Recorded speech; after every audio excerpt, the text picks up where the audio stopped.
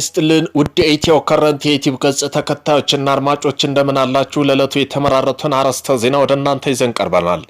የባህር በር ለማግኘት ትውልድ ራሱን እንዲያዘጋጅ ጥሪ ቀረበ። የሀገር መከላከያ የውጭ ግንኙነትና ወታደራዊ ትብብር ዋና ዳይሬክተር ሜጀር ጄኔራል ተሾመ ገመቹ ጥሪውን አቀረቡት።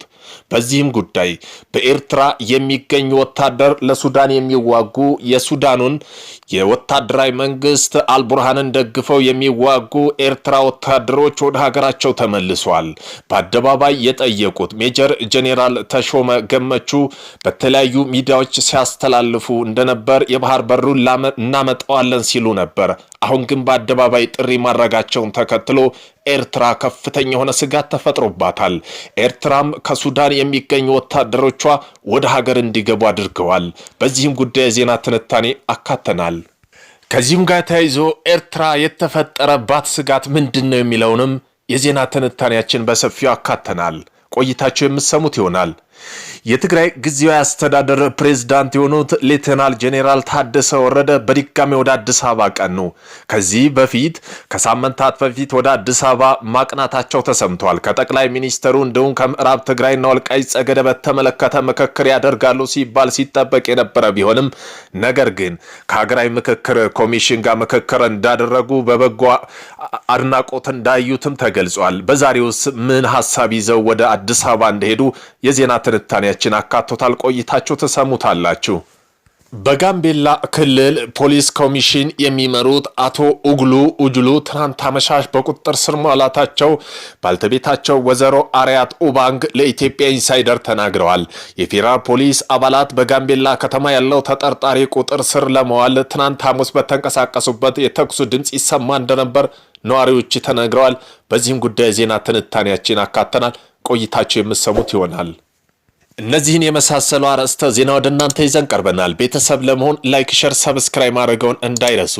የባህር በር ለማግኘት ትውልድ ራሱ እንዲዘጋጅ ጥሪ ቀረበ። የሀገር መከላከያ የውጭ ግንኙነትና ወታደራዊ ትብብር ዋና ዳይሬክተር ሜጀር ጄኔራል ተሾመ ገመቹ ናቸው ጥሪውን ያቀረቡት። ጥሪውን ያቀረቡት በዚህ ቀደም በተለያዩ ማህበራዊ ሚዲያ በዩቲዩብ ገጽ ንግግር አድርገው እንደነበር የባህር በሩን እናስመልሰዋለን ብለው ነበር። በዚህም ጉዳይ ኤርትራን ብዙ አስደንግጧታል። ዛሬ ግን ሜጀር ጄኔራል ተሾመ ገመቹ ግን በኢትዮጵያ መገናኛ ብዙሃን ብቅ ብለው ባህር በሩን እናመጣዋለን፣ ከባህር በር ጋር ተፈጥሮ የኖረ መሆናችንን ባለመረካ አሳማኝ ማስረጃ አቅርበን የምናሸንፍበት ቁልፍ ጉዳይ በመሆኑ ሁሉም ኢትዮጵያዊ እውነታን ሊያውቀው ይገባል ነው ያሉት። ታሪካዊ ጠላቶቻችን ባንዳዎች በመጠቀም የህልውናችን እስትንፋስ ወደፊት ኢትዮጵያ ጉዞ የሚወስነው ትልቁ ጉዳይ የሆነው ባህር በር አሳልፈው እንደሰጡ ማወቅ እንደሚገባም ጄኔራል መኮንኑ ጠቁመዋል። ላለፉት 3 ዓመታት ባህር በር አተን መቆየታችን እንደ ሀገር ኢኮኖሚያችን ተጎድቷል፣ የሰላምና ጸጥታ ተገላጭነታችን በከፍተኛ ሁኔታ እንዲሰፋ አድርጎታል ብለዋል። የባህር በር ከኢትዮጵያ ብሔራዊ አጀንዳ አንዱ መሆኑን የተናገሩ ሜጀር ጄኔራል ተሾመ ገመቹ ማንኛውም አካል ሌሎች ጉዳዮች ከዚያ አጀንዳ ጋር እየለጠፉ ሊያናግረን ቢሞክር ጉዳዩ ብሔራዊ አጀንዳ ጉዳይ ነው ብለን ልንሞግተው ይገባል ሲሉ ኢቢሲ ቀርበው የተናገሩት ነው። ቶቻችን ሴራ ያጣነው የባህር በር ለማግኘት ያሁኑ ትውልድ ግን ራሱን ዝግጁ ማድረግ አለበትም ብለዋል። ኢትዮጵያ ስትፈጠር ጀምሮ ባህር በር ጋር ስለመፈጠሯ ምስክር የማያስፈልገው ፀሐይ የሞቀው እውነት እንደሆነ ኢትዮጵያ የሆነ ዓለም የሚያውቀው ሐቅ ነው ብለዋል።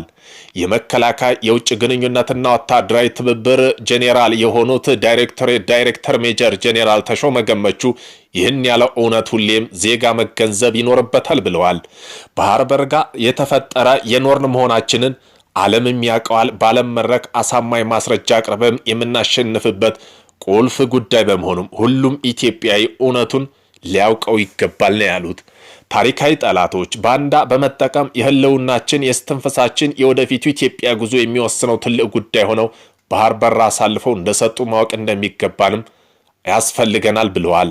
ይህን ያሉት ኢቢሲ እንደዘገበው ከሆነ ባህር በር ጉዳይ የአርሶ አደሩ፣ ነጋዴ፣ ወጣቱ፣ ተማሪ ሁሉም ጋር የሚገባ በመሆኑ ብሔራዊ አጀንዳ በመገንዘብ ንቁ ተሳትፎ ማድረግ ተገቢ ነው ብለዋል። በታሪኮ ጠላቶቻችን ሴራ ያጣነው ባህር በር ለማግኘት አሁን ትውልዱ ራሱን ከመቼው ጊዜ በላይ ዝግጁ እንደሚሆኑም አመላክተዋል።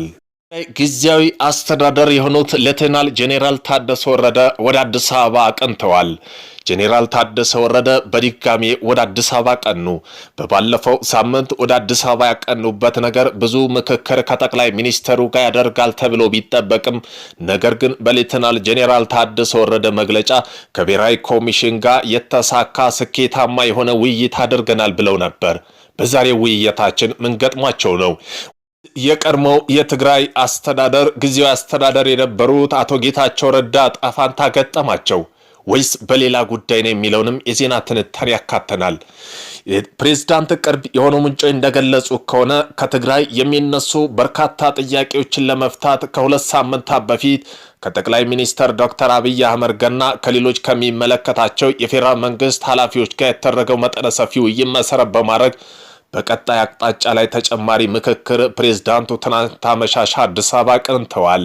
በዚህም ጉዳይ ከሳምንታት በፊት መግለጫ በትግራይ ክልል ውስጥ ምርጫ እናደርጋለን ቢሆን በዚህም አረንጓዴ፣ ቢጫ፣ ቀይ ወይም ከፍተኛ ስጋት ያለባቸው፣ መካከለኛና ፍጹም ምርጫ የማይደረግባቸው በማለት በመክፈል ሪፖርት እንዳደርጉ የምርጫ ቦርድ ውሳኔ አስተላልፎ ነበር። በዚህም ውሳኔ በባለፈው ሳምንት ሲሰጡ ምርጫ ማድረግ አለብን፣ ምርጫ ለማድረግ ዲሞክራሲያዊ የሆነ ምርጫ ለማድረግ እየተንቀሳቀስን ብለው ነበር። በዚህም ጉዳይ ነው በዛሬው ጉዳይ ወደ አዲስ አበባ የሄዱት። ምን መልስ ተሰጥቷቸው ይሆን? በብሔራዊ ባንክ ፈቃድ ውጭ የባንክ ስራ በመስራት በኢትዮጵያ 41 ሚሊዮን ዶላር በላይ እንዲታጣ አድርጓል የተባለው የተጠረጠረው ግለሰብ ክስ ተመሰረተበት።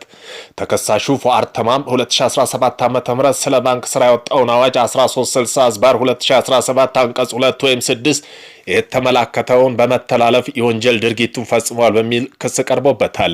ተከሳሽ የባንክ ስራውን በመስራት ብሔራዊ ባንክ የተሰጠው ሕጋዊ ፈቃድ ሳይኖረው በውጭ ሀገር የሚገኙ ግለሰቦች ገንዘብ ወደ ኢትዮጵያ ለመላክ ሲፈልጉ በውጭ ሀገር የሚገኙ ያልተያዙ ግብረ አበሮች ገንዘብን በመሰብሰብ የሚልክላቸው ሰዎች ስም ዝርዝር፣ የባንክ ሂሳብ ቁጥርና የገንዘብ መጠን የሚያስተላልፍበት መረጃ መሰረት ኢትዮጵያ ውስጥ ለሚገኘው ምስክር ለቀረቡ 22 ግለሰቦች ማስተላለፉን በክስ ተመላክቷል።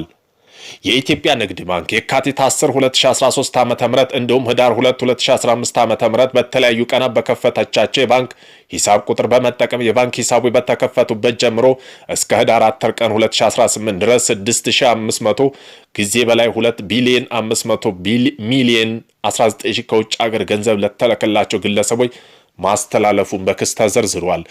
ገንዘቡ በባንኮች አሊያም በህጋዊ የገንዘብ አስተላላፊ አማካኝ ወደ ሀገር ሲገባ ኖሮ ሀገር ልታገኝ የሚገባውን በወቅቱ ገንዘብ ሲሰላ 38 ሚሊዮን ዶላር የውጭ ሀገር ምንዛሪ እንዲታጣ ያደረገ መሆኑን ያመላክታል። የአቃቢ ህጉ ክስ አቢሲኒያ፣ አዋሽ፣ ብሔራዊና ወጋገን ባንኮች በስሙ በከፈታቸው ሂሳብ ቁጥር በተለያዩ ጊዜ ከውጭ ሀገር ገንዘብ የተላከላቸው ሰው ገንዘብ በህጋዊ መንገድና በህግ ገንዘብ አስተላላፊ ወደ ሀገር ገብቶ ቢሆን ኖሮ ሀገር ልታገኝ የነበረው ውጭ ምንዛሬ እንዲታጣ አድርጓል ብሏል።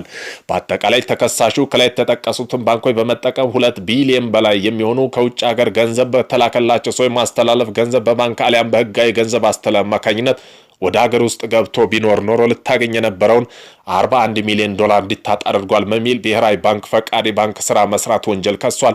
የክሱ መዝገብ የተከፈተው ፌዴራል ከፍተኛ ፍርድ ቤት ልደታ ምድብ ልዩ ችሎት መሆኑ ታውቋል።